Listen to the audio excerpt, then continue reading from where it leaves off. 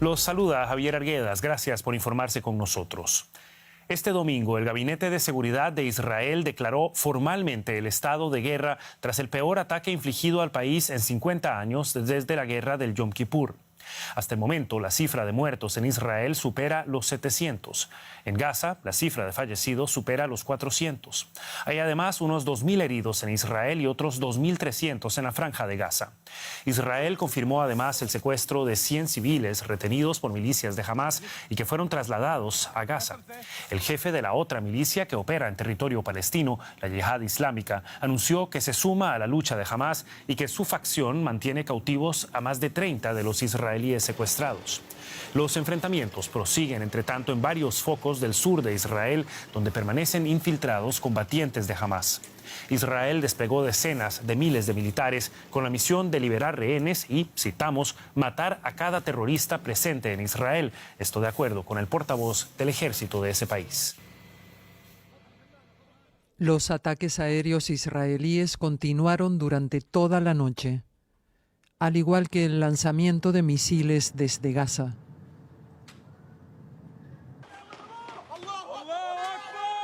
Y parece que todo empeorará.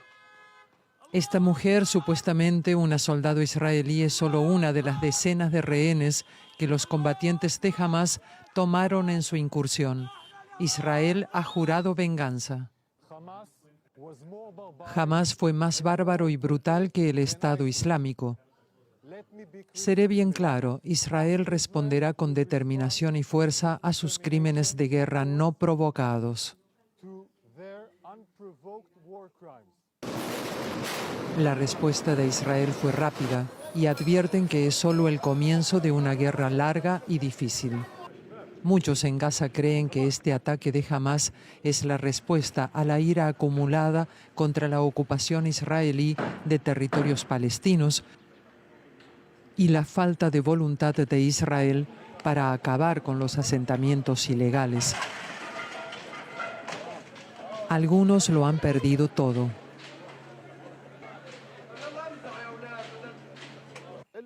Esto es la destrucción total para nosotros. Somos la familia Al-Babab y había 150 personas en este edificio, incluyendo la familia de mi tío, la de mi hermana, la de mis tíos y de mis 5 hermanos, cuyas viviendas fueron destruidas. Israel dice que ataca infraestructuras clave de Hamás como el edificio del Banco Nacional de Gaza. El primer ministro Benjamin Netanyahu se reúne con los altos mandos de seguridad en Tel Aviv mientras continúan los combates. El ejército israelí pretende evacuar a todos los israelíes que viven cerca de la Franja de Gaza en un plazo de 24 horas. Pero antes, decenas de miles de soldados fueron desplegados para rastrear la zona en busca de hombres armados. Mientras continúan los ataques y las respuestas, el número de muertos sigue aumentando en ambos bandos. Así, las escasas esperanzas de una rápida resolución del conflicto se desvanecen. Y la corresponsal de DW en Israel, Rebecca Ritters, ofrecía el siguiente reporte al caer la noche en las cercanías de la localidad de Ascalón, a unos 20 kilómetros de la Franja de Gaza. Se refirió a la posibilidad de una intervención por tierra de Israel en Gaza. El ejército no ha sido capaz de confirmarlo. Dicen que todas las opciones están sobre la mesa. Lo están considerando todo, incluyendo una invasión terrestre. Pero no se habla de una estrategia futura. Benjamin Netanyahu ha dicho que la prioridad absoluta es expulsar al enemigo que, dicen, todavía está en su territorio, asegurarse de que ya no hay más hombres armados de Hamás dentro de Israel y de que todas las localidades y comunidades han sido evacuadas. Esa es la prioridad y mientras tanto hay bombardeos constantes sobre Gaza, así que esa es su estrategia inicial. Lo que ocurra en los próximos días y semanas, eso no lo sabemos, aunque no hay duda de que una ofensiva terrestre está entre las opciones. Y la presencia de rehenes quizá cambie la estrategia de Israel, porque no querrán herir a estas personas. Hay decenas de tanques desplegados en esta zona y también se escucha escucha un fuego constante de mortero hacia Gaza.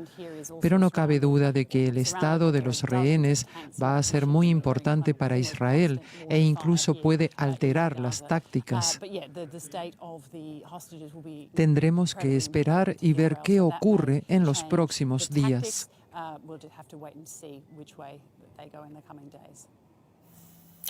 Y el periodista Mikel Ayestarán se encuentra en la ciudad de Jerusalén dando seguimiento al transcurso de esta escalada de violencia. Muchísimas gracias por estar con nosotros, Mikel. Muy buenas noches para vos.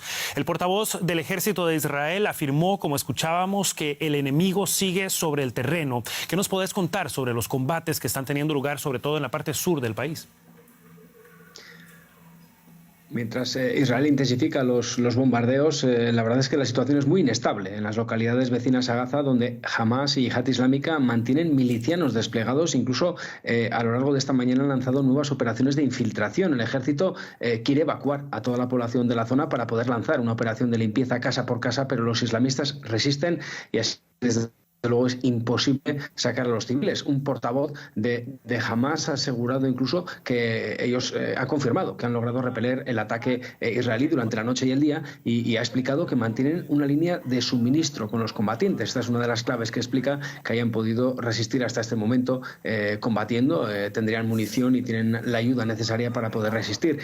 Dentro de la franja también hay que decir que Israel sobre todo se ha fijado en las casas de los líderes de Hamas. Son los edificios que ha ido derribando en las últimas horas, pero también hay que recordar que estos líderes de Hamas están a salvo en los túneles desde el primer día de esta guerra. Quienes no tienen refugio son los civiles.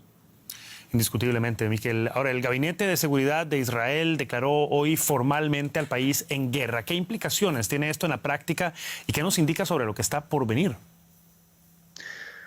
Bueno, lo cierto es que todo el movimiento de tropas que se ve al sur del país y el llamamiento masivo a los reservistas apunta a una invasión terrestre, algo que Israel había tratado de evitar en anteriores ocasiones debido al alto número de bajas que puede suponer entre el ejército. Pero ahora estamos hablando de una cosa totalmente diferente, una situación diferente, con cientos de israelíes muertos y con un buen número de secuestrados.